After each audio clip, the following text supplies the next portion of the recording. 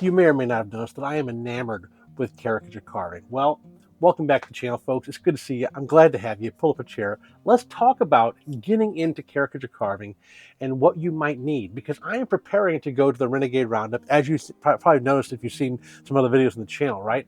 So I'm preparing to go to this wood carvers convention where I'm going to train on caricature carving with some really great carving artists. And I thought, what kind of things would I need to do to prepare? What kind of things would other folks need to do to prepare to go to an event like this? And one thing is make sure you have the right tools that you might need when you go there, right? So I thought, well, I'm going to reach out to some caricature carving artists from the CCA. And I reached out to 7 of them and I asked them, hey, outside of a knife, what tools specifically should I want to get? Should I try to concentrate on and get from my own toolbox so I have them ready to go? What tools do I need outside of a knife? So I reached out to these 7 folks and they all responded and gave me some pretty neat answers. And I'd like to share this with you today. But first off, let me talk about a little bit about who all I talked to. And first off, I want to talk about Steve Brown. So Steve Brown, he's actually the guy whose brainchild the Renegade Roundup is. He came up with the idea. As far as I know, it was just him. I don't know if there was anyone else, but I know he's been running the event for a while. It's on his website where you actually go to sign up and whatnot. So Steve has been carving since 1977-78. You can see a few of his carvings here. I mean, they're actually absolutely fantastic. He's really skilled on this. And you can go to the CCA website, as you see right here, and you can see some of the accolades that he's won and some of the things he's done. So outside of Steve, I want to talk about Bob Hershey. Bob Hershey has got some amazing carvings as well, and accolades that are just unbelievable. He's been carving since 1982, and looking at some of the carvings that he's done, they are just amazing. The animals that he does are so cool, like the bunny bash that is so absolutely adorable and so cute and just so fun, and I love all of his work. And then outside of that, we can also talk about Mr. Bruce Ankeny. And some of you may have heard of Bruce Ankeny before or not. And Bruce was recently inducted into the Caricature Carvers of America. It's 1982. Bruce attended a large show in the local school auditorium that featured the Blue Earth Royal Chiselers Woodcarving Club, and that's kind of where he got his start getting interested in it. Bruce's stuff is amazing to me because I love the open mouth and the passion that he captures in caricature faces. I mean, it's enthralling. The gnomes he does are really neat to me. The hobos and the hippies he does with the piece, like all his work. I love Bruce Ankeny's work too. So he's another great one that I want to know how he's doing what he's doing. And asking him what tools he's using really helps get to that point, right? So outside of him, I also talked to Wayne Laramore. And some of you, if you follow the channel, you know I've carved with Wayne Laramore before. I went to his house for a carving event to learn more from Wayne Laramore. And Wayne's got some amazing carvings too, like this fisherman and these, the witch, and man, I mean, like he's got just absolutely amazing stuff, and the humor involved in a piece like this with the sagging, just kind of it's a lot of fun. I like Wayne's sense of humor in his carvings as well. That's just absolutely fantastic. And I reached out to Carol too, and Carol's carvings are just absolutely fantastic. I love this bucktooth kind of Santa thing that she had going on. This other grumpy Santa. I mean, she put so much emotion and character into these carvings. It's just absolutely amazing to me, and it's just really exciting. And so I reached out to her as well. Blake Lunsford. Some of you may know Blake Lunsford because you watch him on the International Association of Woodcarvers. Well, I reached out to Blake and I asked him as well what was going on. And Blake's carvings, I mean, you can see like the Santas he does. This Frankenstein is absolutely amazing to me. I love this Frankenstein. I mean, it's just so neat. Look at the brow on him. I mean, that's like a character, you know. I mean, he took Frankenstein and kind of reinvented him as his own version of Frankenstein. I just really like that Frankenstein. I mean, I just really like it. And there's so much motion in like these ball players that he's got. Just, man, that's just really neat. And then Dave Stetson, if you know about Dave Stetson, he's usually on the International Association. Dave Stetson is usually on the International Association of Woodcarvers with Blake, and he gives Dave's words of wisdom. So if you don't know who Dave Stetson is, that's who we're talking about here. And Dave is one of the actual founding members of the CCA, and he is just absolutely stellar carver and mentor for so many other carvers as well. And his work is fantastic. I mean, absolutely fantastic. And I reached out to Dave as well. So those are the 7 folks that I reached out to discuss exactly what tools they were using. when I reached out to Bruce, Bruce was able to respond to the question I had of what tools would I need to want to, or what tools would I want to get hold of outside of a knife. I reached out to Bruce and he said this. He said, "Sure, Johnny, you can use my name in your YouTube. Not much help on tools. I use 90% knife," he says. He says, "but I do like a Stubai soft V. I use a flex cut small V for some carvings, and I like a flat blade gouge. And that's about my arsenal." So that is really neat to me because I really like using a flat blade gouge too. I use it at number 3, which is almost completely flat, a 1-inch wide one. And it's a really neat tool that I use a lot already. So it's really neat to hear that he's using something similar. And you're going to see that a lot of these folks mention a soft V. So real quick, what a soft V is, it's like a number 11. So here is a soft V that I have right here from Stubai. And it's like on the end there, right? It's like a number 11 in the channel right there at the base, but it's got the sides of a V tool, kind of sharp, high-edged, right? But it's got a nice deep belly on it, nice deep gouge. And a lot of folks you're going to see are mentioning getting a soft V. And this one I got from Treeline USA. It's a Stubai tool, so if you're looking to get one of those, not an affiliate, I just happens to be where I got mine from, because Carol and hers, when she mentions the Stubai, when she mentions the soft V, she mentions that it's hard to find. And so that's what Bruce had to say, which was fantastic. And Bruce, thank you so much for responding and giving me some input. I really do appreciate it, sir. Okay, so outside of Bruce, we've got Bob Hershey. Bob Hershey responded and he said, "Sorry I got busy and forgot to answer you yesterday. I use mini gouges, veiners, and V-tools along with a knife. I probably use a knife less than most carves, maybe about 10% of the time. I especially like number 11 veiners and tight V-tools like a file number 16, which has a 35-degree angle.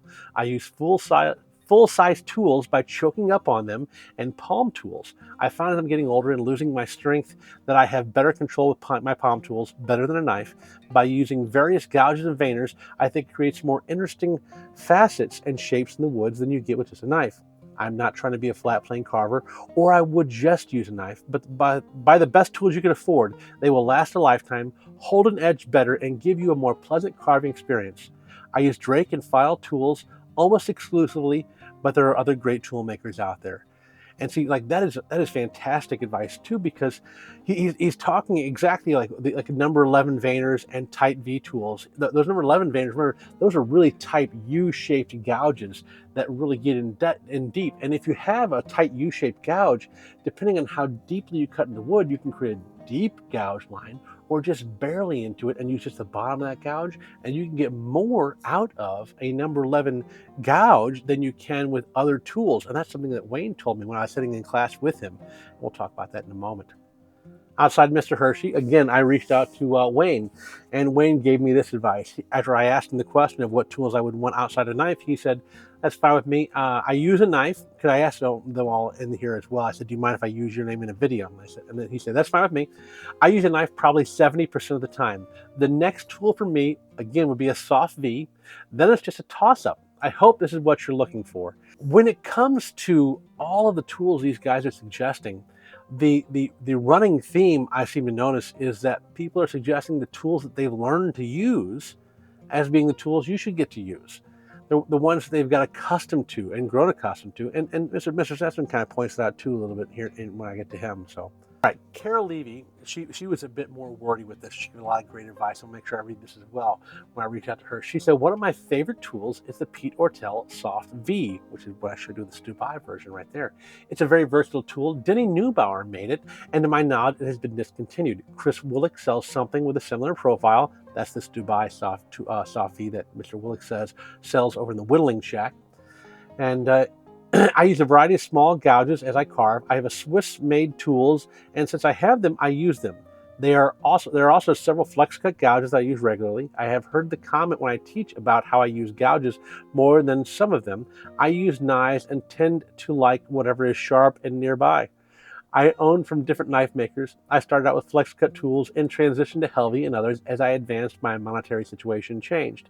I am still a firm believer in the fact that all you need is a piece of good wood and a knife to be a wood carver." That is fantastic. Thank you so much, Carol. I really appreciate your time. So that was Carol's input, which is, again, selling that point where it's just a knife that you really need to be a wood carver. But again, like you're learning to use the tools that you have available, and that's what she's kind of pointing that out here. That these are the tools that she uses, but it's the tools you got available that are really going to make the difference here. She said there are no magic tools or paintbrushes. It takes a willingness to learn and try new things, a commitment to working in it, and a desire to do it. I believe that we are always more capable than we think we are. Carving mistakes are just opportunities for creativity and unexpected learning opportunity. I firmly believe that most carvers just want to have fun and socialize and generously share their talent and their carvings. Thank you, Carol. Okay. So that was Carol's. I also reached out, like I said, to Mr. Lunsford, right? So I reached out to Blake and I asked him the same question. And Blake said, as for my most used tools, I think the following are good to have for any caricature carver. Number one, a soft V. A carver can remove wood quickly, set in landmarks for separation lines, like separating a hat from a head. The soft V allows you to move the location of those landmarks easier, whereas a knife or V tool makes those cuts more permanent. Number 9, gouge. I use them to lay in the eye channels, cut in temples in the face, create flow in clothing and hair, and cut in nostrils. A V tool creates more permanent lines in places like eyelids, deeper hat and hair detail, clothing and shoe details. He said, I found that I do most of my carvings with a 2-inch blade. I can choke up on it to carve in details like eyes and wrinkles, and can also use it to remove all bulk wood. Once you become a more experienced carver, you find ways to do more with less tools. Dockyard micro gouges, my go-to tools for setting up an eye mound before carving in eyes. You can use them for hair and mustache details, usually a 3mm, 4mm, and 5mm. I'm finding a flat gouge like a number 2 or number 3 is helpful in removing wood to separate legs, arms, and wood between arms on the back. It's quickly becoming a top tool.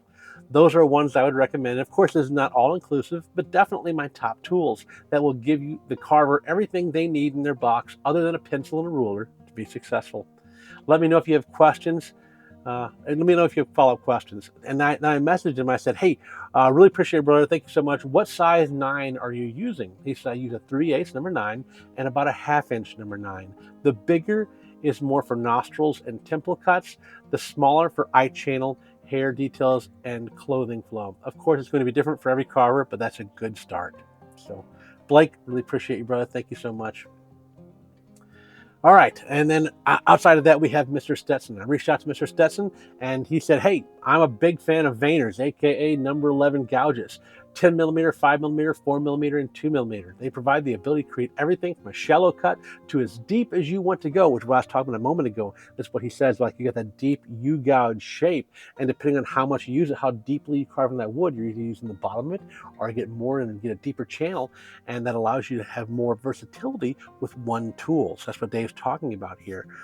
Paired with a variety of shallow gouges, you're set to go. V tools, aka parting tools, can be useful for when outlining or creating a stop cut, but sharpening can be a challenge for beginners, and there's no greater obstacle for beginner carvers than a dull tool. And you might have heard me say it before, you might have heard other carvers say it before. I want you to hear that again, right? There is no greater obstacle for beginner carvers than a dull tool. Best to avoid them if you're not up to the challenge. So thank you very much, Dave. I really appreciate it. Thank you for the input and for the guidance. Okay, now Steve Brown, he gave this input. He said V tools of all sizes, number 9 of all sizes, number 2 and 7s, and of course your favorite knife.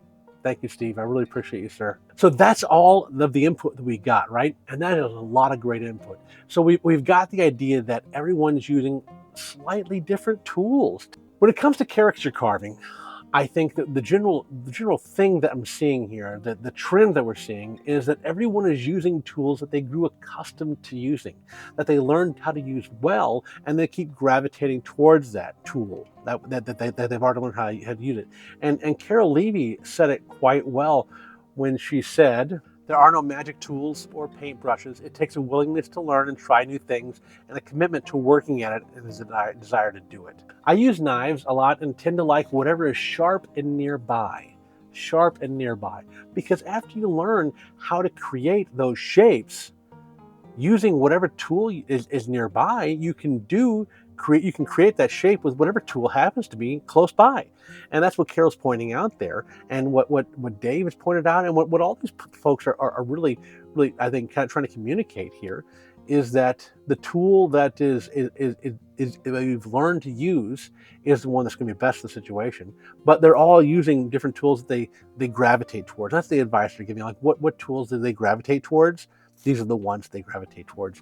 Now, everyone mentioned, like I said, that soft V. So if you're looking to get one tool outside of something you don't have, maybe a soft V might be one that you want to learn how to use.